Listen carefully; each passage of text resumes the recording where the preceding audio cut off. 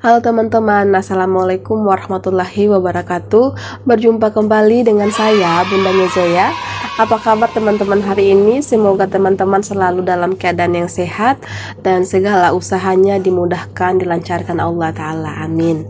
Jadi teman-teman, kali ini saya akan membahas tentang cara jitu menghadapi pembeli yang suka berutang atau kasbon.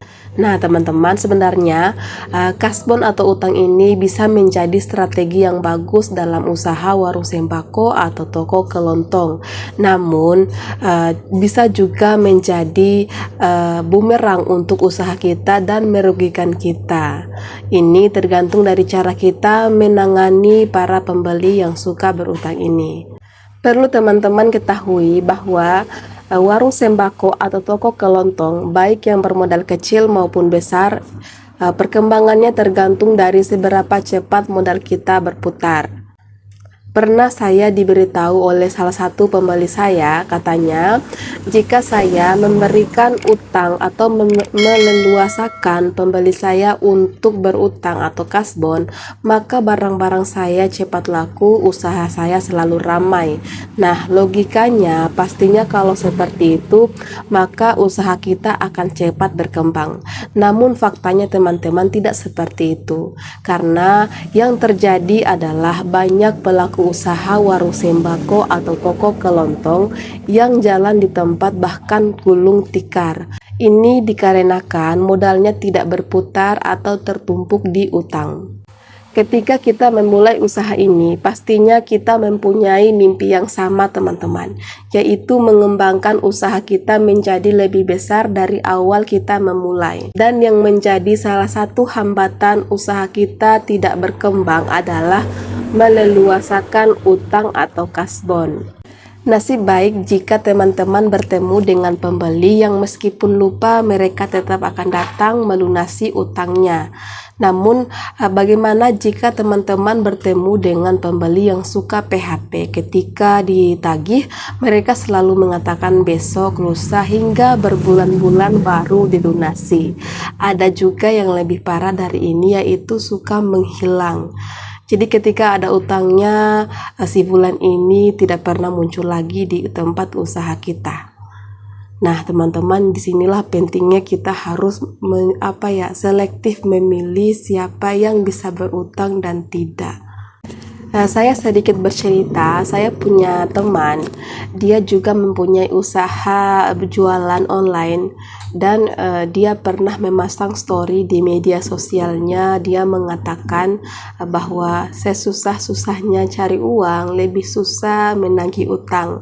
Nah ini sangat-sangat mewakili sekali teman-teman perasaan orang-orang atau pelaku usaha yang harus terus menagih namun tidak tahu kapan dibayar oleh para pembelinya. Namun saya tidak munafik teman-teman, saya juga memberikan utang kepada para pembeli saya, namun dengan menerapkan beberapa aturan agar memudahkan saya mengontrol seberapa banyak orang yang berutang atau modal saya seberapa banyak tertumpuk di sini.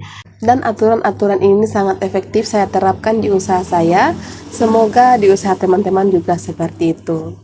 Jadi yang pertama itu atau aturan pertama adalah menentukan nominal utang atau kasbon. Di sini kita harus menentukan berapa maksimal yang dapat kita berikan kepada pembeli kita. Dan hindari penambahan utang atau kasbon. Pastikan utang sebelumnya telah lunas agar bisa memulai kembali. Takutnya utang-utang dari pembeli kita itu akan menumpuk. Aturan kedua adalah menentukan waktu pembayarannya. Jadi untuk aturan ini saya akan jelaskan melalui bercerita agar teman-teman mudah memahami apa yang ingin saya sampaikan dan dengan mudah diterapkan di usaha teman-teman. Katakanlah si fulan ini berbelanja namun kurang uangnya. Kalau mau kembali ke rumah pastinya pulang balik lagi. Akhirnya saya memberikan atau mengizinkan utangnya, namun saya selalu menanyakan kapan akan dibayar. Ketika si fulan ini menjawab besok atau 2 hari nanti baru dibayar, saya akan mengatakan lagi yang penting jangan dilupa. Jika ada pembeli saya yang lupa atau tak kunjung juga datang melunasi hutangnya, maka biasanya saya menggunakan dua metode untuk menghadapi hal ini. Metode pertama adalah untuk menghadapi pembeli saya yang suka lupa. Di sini biasanya pembeli tersebut ketika mengingatnya si bulan ini akan datang dan melunasinya. Meskipun kadang juga ada pembeli yang lupa, namun ketika mengingatnya belum ada uangnya, belum ada rezekinya, maka biasanya mereka hanya akan datang untuk memastikan bahwa mereka mengingat utangnya dan akan membayarnya ketika ada uangnya atau rezekinya. Dan hal ini saya menanggapi dengan santai. Saya hanya mengatakan yang penting diingat utangnya ya Bu, ya Pak. Sesimpel itu. Metode yang kedua adalah untuk menghadapi pembeli yang suka PHP dan suka menghilang. Biasanya untuk pembeli-pembeli seperti ini saya agak tegas menghadapi mereka dan langsung mengatakan bahwa saya tidak bisa lagi memberikan mereka kasbon atau utang karena waktu yang mereka ambil untuk melunasi hutangnya terlalu lama dan saya tidak bisa mentoleransi hal tersebut. Cara ini sangat efektif teman-teman, meskipun membutuhkan waktu yang lama, namun jika kita konsisten melakukannya, maka pembeli-pembeli yang akan datang kepada kita adalah pembeli-pembeli yang terpilih, dan mereka itu biasanya no utang, no kasbon. Ini adalah buku yang sering saya gunakan hampir setahun ini.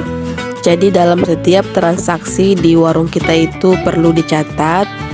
Apalagi masalah utang ya teman-teman, perlu dicatat semua nama yang membeli, berapa nominalnya, dan tanggal berapa. Karena lebih akurat dibanding mengandalkan ingatan kita. Baiklah teman-teman, semoga apa yang telah saya sampaikan tadi bisa bermanfaat bagi teman-teman dan semoga dapat dengan mudah diterapkan di usaha teman-teman.